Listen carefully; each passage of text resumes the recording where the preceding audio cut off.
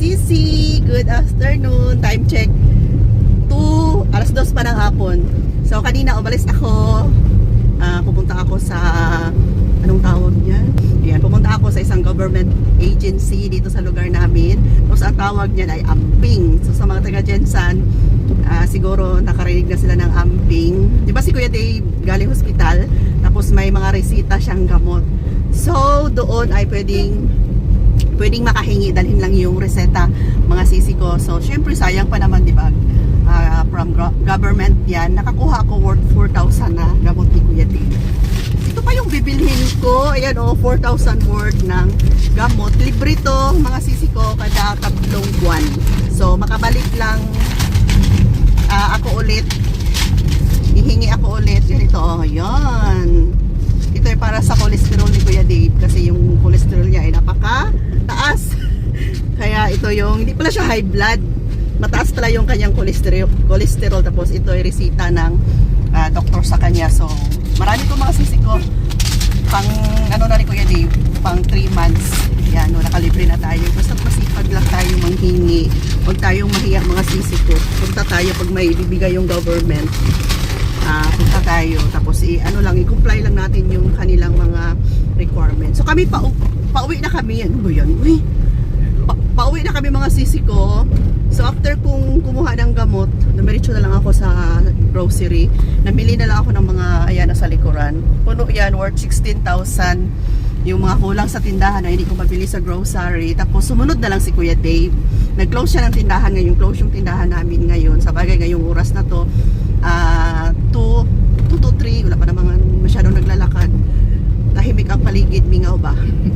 Kaya nagpasundo na lang ako sa kanya. And happy, thank you Lord, may gamot na si Kuya Dave na libre from government dito sa lugar namin. Ayan, so malapit na tayo sa tindahan. Oh, dito na tayo mga sisi ko. Close yung tindahan natin, pero nandiyan naman si Kring sa loob. So yan mga sisi, close yung tindahan natin. Oh, yan, bababa ako dito, magdaan si Kuya Dave. So ako'y papasok at i-open ko yung roll up. Ayan, pasok muna tayo. Okay, so yan mga sisi ko, ito lahat yung mga item na napamili namin ni Kuya Dave kanina sa supermarket. Ayan, hindi pa natin nabuksan, pero bago yan, ito muna yung ipapakita ko sa inyo kasi kararating lang nito mga sisi ko. And nauna na palang na-display ni Kuya Dave yung mga chichirya. Ikot tayo dito. Ayan, inuna niya yung chichirya pagbukas kanina kasi dito ay pangit na tingnan, kalbo na ito na part mga sisi ko. Tapos yung mga chichirya na napamili namin, ayan, ito na yun, yung nakalagay sa transparent bag. Ayan, full stock na ulit yung lagayan natin ng chichirya. Kaya niya inuna dito kasi kalbo tingnan mga sisi ko. Pangit tingnan kapag walang nakasabit na mga chichirya. O dito, ikot tayo. Ayan, di ba? Ganda na tingnan. Pero bago yan, open muna natin to. Ano na naman kaya ito, Ate Ros? Ayan, syempre napakainit ng panahon. Nagbihis muna ako, mga sisi ko. And open ko muna to bago ko i-open yung mga item doon. Kunting pasilip lang. Pero ito muna yung unahin ko kasi kararating lang nito. Ito ay para sa tindahan. Dagdag paninda to mga sisi ko. Ayan. Kung hindi ako makalabas, meron namang benta nito sa grocery. Hindi ako kumuha kanina kasi nga alam kong may coming ako na ganito. So, kung hindi ako makapunta ng grocery, mag-order na lang ako sa Shopee. Same lang naman yung price. Tapos, maganda pa yung kanilang mga charan! Toy pack to mga sisi ko. Ayan, o. Nakuha ko lang siya ng nasa 50 pesos. 50 pesos, 10 ang laman. Parang 10 ba o 12? Bilangin ko para sure. Bilangin ko mga sisi ko para sure. Kung 10 siya, tapos 50, ay, 12 pala mga sisi ko. 2, 4. 12 pieces ang laman niya. Yun ang gaganda. Ayan. So, dito na ako umu-order kasi maganda siya. Maganda yung mga laman compare doon sa grocery mga sisi ko. Maganda yung mga laman kasi sa grocery, pabalik-balik na lang. Tapos, mas maganda din yung kanilang, ayan o, packaging. Napakaganda. Pag makita to ng mga kabataan, mabenta to mga sisi ko. Ayan o, diba? So, 12 pala ang laman ng isang pack. Akala ko 10 lang. So, 50 pesos siya. Pwede mo siyang ibenta ng 5, 6, 7. Nasa sayo na mga sisi ko, ikaw na bahala. Basta 12 ang laman. So, kung 5, 60 pesos, puhunan niya 50. Ang nabayaran ko lang naman ay 298 na dapat sana kung tag 50 ay 300. So, 6 na yung binili ko. Dinamihan ko ng mga sisi ko. Kasi minsan nauubusan sila and nabenta din ito sa mga bata dito sa amin. Kasi para na-excite sila magbukas ba kung ano yung laman. Ayan o, iba-iba. Mas maganda ang packaging kaysa grocery. So, di ba galing kami ni Kuya Dave sa grocery? Yun na nga, hindi ako bumili kasi may coming ako and dumating na. And so, ito ay 6 na pack. Kung gusto nyo, may product tayo dyang ilabas. Click nyo lang yan para mapunta kayo sa Shopee kung saan ako bumibili nito. Kung gusto nyo lang mga sisi ko magpabudol. Ayan, basta item para sa tindahan. Ayan, wag maghinayang. Okay lang na mabudol tayo. So, yan ang mga sisi ko. Nabuksan na natin. Lahat na ng kulang sa tindahan ay parang pinulot ko na. Alam nyo naman, minsan lang akong makapunta sa grocery.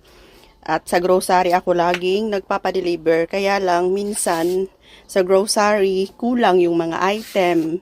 Tapos ito pala galing sa grocery, 10 cobra at tubig. Ayan, kumuha ulit ako ng tubig kasi lagi silang nauubusan ng Nature Spring. Tapos ito yung sa grocery kahapon, mga malalaking suka, toyo. Ito may naghahanap nito mga sisi ko, hot sauce.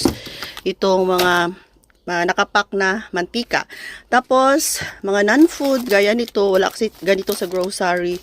Tapos, mga baygon, mga sisi ko minsan nauubusan sa grocery. Ayan, hindi na lang natin halongkatin lahat kasi malalim to.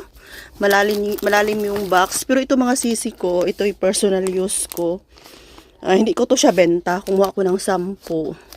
Maganda to kasi parang ano lang siya. Para sa ating kababaihan, 6 ang laman. Mas maganda to sa panty liner. Parang panty liner na rin siya mga sisi ko na malapad. Ayan, kasi yung panty liner na mabibili natin. So, alam nyo naman na ako'y magmi-menopause na siguro. Nag-i-spotting ako lagi. So, kung ang gagamitin ko ay yung mga sisi ko, panty liner, napakaliit.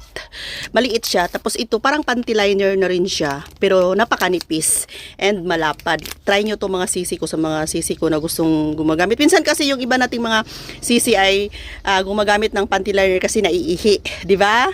Naiihi pag maglakad. Try nyo to. Ayan o, Sisters, 6 ang laman. Ultra Comfort. Ayun, share ko lang to sa inyo. Baka gusto nyo. Tapos ito, ayan, +1 sa grocery. May mga +1 na Ariel. Mga sisi ko nakakuha tayo. Halos Ariel pala tong sa ilalim. May liquid and may powder din tayo. Ayan. So, non-food to. Non-food, 2 box, 3 box. Non-food pa rin. Naubusan ako ng tissue. 1 buwan na. Walang tissue si grocery. Hindi ako nakapunta ng grocery. Ito personal use ko mga sisi ko.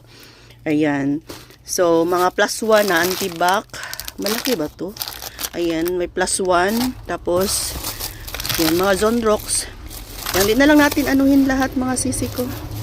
Ito dito ay mga, na to, kape, coffee mate. Yung iba yung mga dilata na hindi ko mabibili sa grocery. Ayan. Ano ba to? Kukwa. Yan, bumili din ako ng pasta. Tapos itong mga ganito, wala sa grocery. And, syempre, marshmallow. Tapos ito mga sisi ko. Hindi na natin ukay-ukayin lahat ha. Kumuha ko ng ganito. Na-stock sila. Tapos Nestle cream. Mga sisi ko na may free na sugar. O, diba? Free sugar to 50 grams. Pero tiningnan ko to kung tiningnan ko siya kung kailan ang expiration. Kasi may free siya na 1/4 sugar, pero matagal pa naman pala. Ayan. So, ito lahat ay napamili natin kahapon. Worth 16,000 mahigit mga sisi ko. So, ayan. Hanggang dito na lang muna. Thanks for watching. Bye for now. Love you all. Bye!